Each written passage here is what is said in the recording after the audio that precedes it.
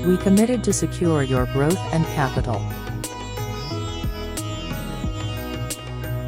जिसे काफी लोग कन्यादान पॉलिसी के नाम से भी जानते हैं। आपने काफी बार व्हाट्सएप पर, फेसबुक पर एक इमेज देखी होगी जिस पर लिखा होता है LIC का नया प्लान कन्यादान पॉलिसी। सबसे पहले मैं आपको बताना चाहूंगा कि LIC में कन्यादान पॉलिसी के नाम से कोई भी इंश्योरेंस प्लान नहीं है, लेकिन LIC का एक इंश्योरेंस प्लान जीवन लक्ष्य प्लान नंबर 933, उसमें आपको वही सब बेनिफिट मिल जाते हैं जो कि आपको कन्यादान पॉलिसी में बताए जाते हैं। तो आइए सबसे पहले जान लेते हैं कौन कौन इस पॉलिसी को ले सकते हैं। उसके बाद मैं आपको एक एग्जांपल लेके बताऊंगा कि इसमें आपको कितना प्रीमियम पे करना होगा और क्या क्या बेनिफिट्स इसमें आपको मिल जाते हैं। इसके साथ साथ मैं आपको ये भी बताऊंगा कि हम इसे कन्यादान पॉलिसी क्यों कहते हैं। तो सबसे पहले जान लेते हैं कि इसमें मिनिमम एज कितनी है इस इंश्योरेंस पॉलिसी को लेने के लिए, यानी कि कम से कम कितने साल का व्यक्ति इस इंश्योरेंस पॉलिसी को ले सकता है। तो यहाँ पर मिनिमम एज दी गई है 18 साल की, यानी कि कम से कम उम्र आपकी 18 साल की होनी चाहिए अगर आप इस इंश्योरेंस प्लान को लेना चाहते हैं। 18 साल से कम के व्यक्ति इस इंश्योरेंस पॉलिसी को नहीं ले पाएंगे। यहाँ से एक बात पता चलती है कि आप इस पॉलिसी को अपनी बच्ची के नाम पर नहीं ले पाएंगे, क्योंकि कम से कम उम्र 18 साल की होनी चाहिए और आपको ये पॉलिसी अपने नाम पर लेनी होगी अगर आप इस पॉलिसी के बेनिफिट आपकी बच्ची को देना चाहते हैं। यहाँ पर जरूरी नहीं है कि आप मैरिड हो या अनमैरिड हो, कोई भी व्यक्ति जो 18 साल से ज्यादा का है वो इस इंश्योरेंस पॉलिसी को ले सकते हैं। उसके बाद हम बात करते हैं मैक्सिमम एज की, यानी कि ज्यादा से ज्यादा कितनी उम्र के व्यक्ति इस इंश्योरेंस पॉलिसी को ले सकते हैं। तो वो उम्र यहाँ पे दी गई है 50 साल की, यानी कि 18 साल से लेके 50 साल के व्यक्ति इस इंश्योरेंस पॉलिसी को ले सकते हैं। उसके बाद हम बात करते हैं पॉलिसी टर्म की, यानी कि इस इंश्योरेंस प्लान को अगर आप लेते हैं तो कितने साल के लिए इस पॉलिसी को ले सकते हैं। तो यहाँ पर आप 13 साल से लेके 25 साल तक इस इंश्योरेंस पॉलिसी को ले सकते हैं। कम से कम आपको ये बीमा 13 साल के लिए लेना होगा और ज्यादा से ज्यादा इसको आप 25 साल के लिए ले सकते हैं। इनके बीच में आप कोई भी टर्म चूज कर सकते हैं, जैसे कि 15 साल, 20 साल, 21 साल, 22 साल, जो भी आप इसमें लेना चाहते हैं वो टर्म आप यहाँ पे ले सकते हैं। उसके बाद हम बात करते हैं प्रीमियम पेइंग टर्म की, यानी कि आपको अपनी पॉलिसी में कितने साल तक पॉलिसी का प्रीमियम पे करना होगा। तो यहाँ पर मैं आपको बताना चाहूंगा कि इसमें आपको 3 साल की छूट मिल जाती है, यानी कि जितने साल की भी आप पॉलिसी टर्म लेते हैं उससे 3 साल कम आपको आपकी पॉलिसी का प्रीमियम पे करना होता है। मान लेते हैं आप 21 साल के लिए इस इंश्योरेंस पॉलिसी को लेते हैं, तो उससे 3 साल कम यानी कि 18 साल के लिए उसमें आपको अपनी पॉलिसी का प्रीमियम पे करना होगा। उसके बाद 3 साल आपको उस पॉलिसी की किस्त नहीं भरनी होगी। उसके बाद हम बात करते हैं मिनिमम सम एश्योर्ड की। मिनिमम सम एश्योर्ड मतलब कम से कम आप कितने रुपए का बीमा इसमें आप ले सकते हैं। 1 लाख रुपए का बीमा आप इसमें ले सकते हैं। इसका मतलब ये नहीं है कि आपको इसमें 1 लाख रुपए पे करने होंगे। इसके बेसिस पे जो भी आपका पॉलिसी का प्रीमियम है, मैच्योरिटी है, डेथ बेनिफिट है, वो सब कैलकुलेट किया जाता है। उसके बाद हम बात करते हैं मैक्सिमम सम एश्योर्ड की, यानी कि ज्यादा से ज्यादा बीमा आप इसमें कितने रुपए का ले सकते हैं। तो यहाँ पर इसके लिए कोई भी लिमिट नहीं दी गई है, ये आपकी इनकम पे डिपेंड करता है कि आपकी इनकम प्रूफ के अकॉर्डिंग LIC आपको ज्यादा से ज्यादा बीमा इसमें कितने रुपए का देती है। तो ये हमने देख लिया है कौन कौन इस इंश्योरेंस पॉलिसी को ले सकते हैं। आइए अब एक एग्जांपल लेके इस पॉलिसी के बारे में समझते हैं। तो यहाँ पर एग्जांपल समझने के लिए हम मान लेते हैं कि जो आपकी उम्र है वो 30 साल की है और उसके बाद आप इस इंश्योरेंस प्लान को 21 साल के लिए लेना चाहते हैं, यानी कि जो हमारी पॉलिसी टर्म होगी वो 21 साल वाली आप इसमें ले लेते हैं। उसके बाद अगर हम प्रीमियम पेइंग टर्म देखते हैं तो यहाँ पर वो हो जाएगी 18 साल की, यानी कि जो भी आप टर्म लेते हैं उससे 3 साल कम आपको प्रीमियम पे करना होगा।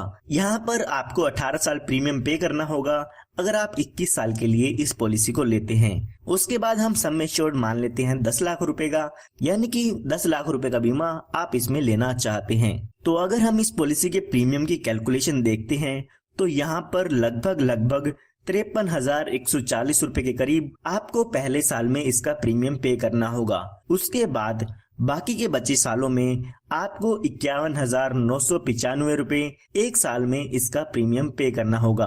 अगर आप 6 महीने में, 3 महीने में या हर महीने में इस पॉलिसी की किस्त भरना चाहते हैं तो वो भी आप स्क्रीन पर देख सकते हैं। तो यहाँ पर हमने अभी जो आपकी उम्र है वो मानी थी 30 साल की, तो आने वाले 18 सालों के लिए यहाँ पे आपको प्रीमियम पे करना होगा। यानी कि जब तक आप 48 साल के होंगे तब तक आपको इस पॉलिसी में प्रीमियम की पेमेंट करनी होगी। अगर हम टोटल देखते हैं कि इन 18 सालों में आपने कितना प्रीमियम पे किया है, तो आपने लगभग 9,37,054 रुपए इसमें पे किए हैं। जब आपके यहाँ पर 18 साल पूरे हो जाएगी, उसके बाद 3 साल यहाँ पे आपको कोई भी प्रीमियम पे नहीं करना है, और जब आपके 21 साल पूरे हो जाएंगे तो यहाँ पर आपकी पॉलिसी की मैच्योरिटी हो जाती है। यानी कि जो आपका इंश्योरेंस है वो यहाँ पर खत्म हो जाता है। जब आपकी यहाँ पर पॉलिसी की मैच्योरिटी होगी तो उस समय यहाँ पर टोटल आपको 21,29,000 रुपए के करीब अमाउंट मिल जाता है, जिसमें आपका 10 लाख रुपए का सम एश्योर्ड होता है, 10,29,000 रुपए का बोनस होता है और 1 लाख रुपए का फाइनल एडिशनल बोनस होता है। तो ये टोटल मिला के आपको लगभग 21,29,000 रुपए के करीब अमाउंट इसमें मिल जाता है मैच्योरिटी पर। हमारे एग्जाम्पल में ये हमने बात तब की है जब हमारे पॉलिसी होल्डर के साथ कोई भी दुर्घटना नहीं होती है, यानी कि उसकी डेथ पॉलिसी के दौरान नहीं होती है। आइए अब मैं आपको बताता हूँ कि इसे कन्यादान पॉलिसी भी क्यों कहते हैं। मान लेते हैं जब आपने ये पॉलिसी ली तो आपकी जो लड़की है उसकी उम्र 1 साल की है। तो अगर आप इस पॉलिसी को 21 साल के लिए लेते हैं तो लगभग जब वो 22 साल की हो जाएगी तो उस समय आपको अपनी बेटी की शादी के लिए या एजुकेशन के लिए वहां पर आपको पैसा मिल जाता है। यानी कि जब आपकी पॉलिसी खत्म होगी तो उस समय आपके पास पैसा होगा जिससे आप अपनी लड़की का कन्यादान कर सकते हैं या उसकी शादी कर सकते हैं। तो आइए अब एक एग्जांपल लेके जानते हैं कि अगर पॉलिसी के दौरान जिसने भी पॉलिसी ली थी उसकी डेथ हो जाती है तो उस केस में कन्यादान कैसे होगा। तो यहाँ पर हम मान लेते हैं कि पॉलिसी शुरू होने के 4 साल बाद पॉलिसी होल्डर की डेथ हो जाती है। डेथ कभी भी हो सकती है, पॉलिसी शुरू होने के 2 साल बाद भी हो सकती है, 1 साल बाद भी हो सकती है, या पॉलिसी शुरू होते ही हो सकती है। तो हमारे केस में मान लेते हैं कि पॉलिसी होल्डर की 4 साल बाद डेथ हो जाती है। तो यहाँ पर डेथ होने के बाद यहाँ पर आपको आगे पॉलिसी का प्रीमियम पे नहीं करना होगा, आपका प्रीमियम वहीं पे खत्म हो जाता है। बाकी के बचे सालों के लिए आपकी पॉलिसी का प्रीमियम आपको नहीं भरना होगा। उसके बाद यहाँ पर पॉलिसी होल्डर की डेथ जब भी होती है उसके बाद हर साल जो भी पॉलिसी का नॉमिनी है उसको आपके सम एश्योर्ड का 10% हर साल मिलता रहेगा। यानी कि हमारे एग्जाम्पल में देखते हैं तो हमने 10 लाख रुपए का बीमा लिया था और उसका 10% देखते हैं तो 1 लाख रुपए का अमाउंट हो जाता है। तो जो भी पॉलिसी का नॉमिनी होगा उसको 1 लाख हर साल मिलते रहेगी और ये अमाउंट तब तक मिलेगा जब तक आपकी पॉलिसी की मैच्योरिटी होगी। यानी कि हमारे केस में देखते हैं तो 4 साल बाद डेथ होती है तो बाकी के बचे 17 साल हमें 1 लाख रुपए मिलता रहेगा, जो कि 17 लाख रुपए हो जाते हैं। 17 साल आपको 1 लाख रुपए मिलता रहेगा तो 17 लाख रुपए का अमाउंट यहाँ पर ये आपके पास हो जाता है। इसके साथ साथ जब भी आपकी पॉलिसी खत्म हो जाती है, यानी कि जो भी आपका पॉलिसी का टाइम पीरियड था 21 साल का वो खत्म हो जाएगा, तो उस समय इस पॉलिसी की मैच्योरिटी भी होती है। यानी कि जो भी मैच्योरिटी का अमाउंट था वो भी आपके नॉमिनी को मिलेगा। तो यहाँ पर मैच्योरिटी पर सम एश्योर्ड का 110% मिलता है, जो कि हुआ 11 लाख रुपए। इसके साथ साथ बोनस मिलेगा 10,29,000 रुपए का और 1 लाख रुपए का फाइनल एडिशनल बोनस मिलता है। तो यहाँ पर मैच्योरिटी के समय 22,29,000 रुपए मिलेंगे अगर डेथ का केस है तो यहाँ पर अगर डेथ के टाइम पर मैच्योरिटी होती है तो उस समय 22,29,000 रुपए यहाँ पर मैच्योरिटी पर मिलते हैं। हर साल आपको 1 लाख रुपए तो मिलेगा ही मिलेगा। जितने साल भी आपकी पॉलिसी के बचे हैं उतने साल तक आपको हर साल पैसा मिलेगा। साथ ही साथ इस पॉलिसी में मैच्योरिटी भी होती है। तो यहाँ पर अगर आप अपनी बच्चे के कन्यादान के लिए इस पॉलिसी को लेना चाहते हैं तो यहाँ पर आप देख सकते हैं कि अगर आपकी पॉलिसी के दौरान डेथ भी हो जाती है तो आपकी बच्चे के लालन पालन के लिए भी यहाँ पे पैसे मिलते रहेंगे। साथ ही साथ जब आपकी बच्ची शादी के लायक हो जाएगी तो उस समय भी आपको यहाँ पे पैसे मिल जाते हैं ताकि बच्चे की शादी हो सके। तो यहाँ पर मैं आपको फिर से बताना चाहूंगा कि इस पॉलिसी को कोई भी ले सकते हैं। जरूरी नहीं है कि आप अपनी बच्ची के लिए इस इंश्योरेंस पॉलिसी को लें। जो भी 18 साल से ज्यादा के व्यक्ति है वो इस इंश्योरेंस पॉलिसी को ले सकते हैं। सबके लिए इस पॉलिसी को लेने का अलग अलग पर्पस हो सकता है। उसके बाद यहाँ पर मैं आपको कुछ सजेशन देना चाहूंगा। इस पॉलिसी में आपको कुछ एडिशनल बेनिफिट भी मिल जाते हैं, जिसके लिए आपको कुछ एक्स्ट्रा प्रीमियम पे करना होता है। तो यहाँ पर उन बेनिफिट्स को आप अपनी पॉलिसी में ले सकते हैं। सबसे पहला बेनिफिट है टर्म राइडर का।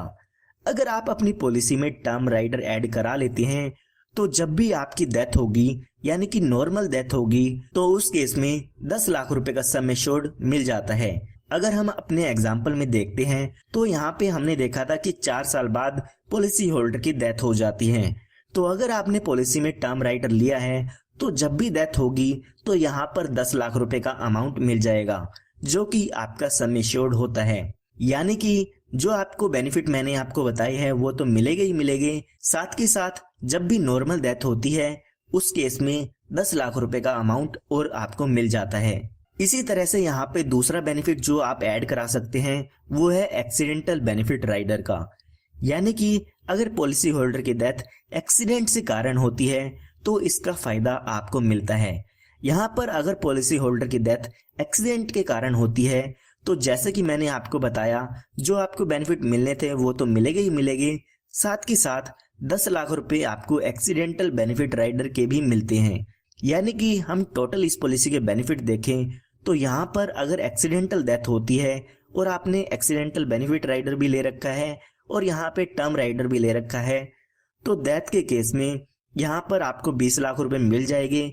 साथ के साथ हर साल 1 लाख रुपए मिलेगा। और जब आपकी पॉलिसी की मैच्योरिटी हो जाएगी, यानी कि जब आपकी पॉलिसी खत्म हो जाएगी, तो उस समय 22,29,000 रुपए का अमाउंट भी मिल जाता है। ये जो मैंने आपको 2 बेनिफिट बताए हैं वो आप अपनी पॉलिसी में ऐड कराना चाहते हैं तो ऐड करा सकते हैं। इसके लिए आपको कुछ एक्स्ट्रा प्रीमियम देना होगा। अगर आप इन दोनों बेनिफिट को ऐड करा के प्रीमियम जानना चाहते हैं कितना होगा, तो वो भी आप स्क्रीन पर देख सकते हैं। LIC ने यहाँ पर आपको एक बेनिफिट और दिया है। LIC कहती है कि जो भी आपका मैच्योरिटी का अमाउंट है या आपको जो भी डेथ बेनिफिट का अमाउंट मिलना होता है उसको आप हमसे इंस्टॉलमेंट पे भी ले सकते हैं।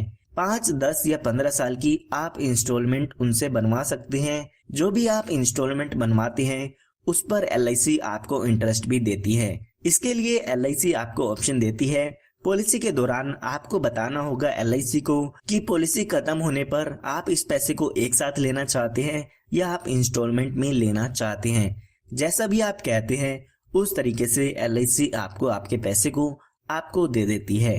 उसके बाद बात करते हैं अदर बेनिफिट्स की, यानी कि इस पॉलिसी में आपको और कौन कौन से बेनिफिट मिल जाते हैं। सबसे पहले यहाँ पर आपको कुछ एडिशनल राइडर मिल जाते हैं, यानी कि कुछ एडिशनल बेनिफिट आपको इसमें मिल जाते हैं, जिसके लिए आपको कुछ एक्स्ट्रा प्रीमियम पे करना होगा। तो यहाँ पर आप एक्सीडेंटल डेथ बेनिफिट राइडर ले सकते हैं। उसके बाद आप accidental benefit rider, term rider या क्रिटिकल इलनेस राइडर, ये सब आप अपनी पॉलिसी पर एक्स्ट्रा प्रीमियम दे के ले सकते हैं। उसके बाद आपको इस पॉलिसी में लोन की सुविधा मिल जाती है। पॉलिसी शुरू होने के 2 साल बाद आप अपनी पॉलिसी पर लोन ले सकते हैं। उसके बाद अगर आप अपनी पॉलिसी को सरेंडर कराना चाहते हैं तो पॉलिसी शुरू होने के 2 साल बाद आप अपनी पॉलिसी को सरेंडर करा सकते हैं। उस समय जो भी आपकी पॉलिसी की सरेंडर वैल्यू होती है वो LIC आपको दे देती है। जो भी आप लोन लेंगे उसका इंटरेस्ट यहाँ पे आपको पे करना होता है और आपकी जो पॉलिसी है वो भी चलती रहेगी। लेकिन अगर आपकी पॉलिसी अगर आप सरेंडर कर देते हैं तो आपकी पॉलिसी बंद हो जाती है। उसके बाद हम बात करते हैं मोड ऑफ पेमेंट की। तो LIC यहाँ पर 4 पेमेंट के मोड देती है। आप 4 में से कोई भी ऑप्शन ले सकते हैं। अगर आप साल में किस्त भरना चाहते हैं तो 1 साल में भर सकते हैं, 6 महीने में भरना चाहे तो वो भी ले सकते हैं, या आप 3 महीने या हर महीने में भी अपनी पॉलिसी की किस्त भर सकते हैं। उसके बाद यहाँ पे आपको ग्रेस टाइम पीरियड मिलता है, यानी कि आपको कुछ एक्स्ट्रा दिन दिए जाते हैं जिसमें आप अपनी पॉलिसी की किस्त भर सकते हैं। उसके लिए यहाँ पे आपसे कोई भी लेट फीस नहीं ली जाएगी। तो यहाँ पर अगर आपने मंथली पेमेंट मोड लिया है तो यहाँ पर आपको 15 दिन एक्स्ट्रा दिए जाते हैं ड्यू डेट से कि आप ड्यू डेट के बाद 15 दिन के अंदर अंदर बिना किसी लेट फीस के अपनी पॉलिसी प्रीमियम की पेमेंट कर सकते हैं। इसी के साथ साथ अगर आपने ईयरली 6 मंथ में या 3 मंथ्स में अपनी पॉलिसी की किस्त भरनी है तो आपको यहाँ पे 30 दिन दिए जाते हैं। पॉलिसी की ड्यू डेट से 30 दिन के अंदर अंदर आप अपनी पॉलिसी की किस्त भर सकते हैं। उसके बाद यहाँ पे आपको टैक्स बेनिफिट भी मिल जाते हैं। जब भी आपकी पॉलिसी की मैच्योरिटी होती है तो उस समय जो भी आपको अमाउंट मिलेगा वो टैक्स फ्री होता है, उस पर आपको कोई भी टैक्स नहीं पे करना होगा। इसके साथ साथ जो भी आप प्रीमियम पे करते हैं उसकी डिडक्शन आप इनकम टैक्स में ले सकते हैं।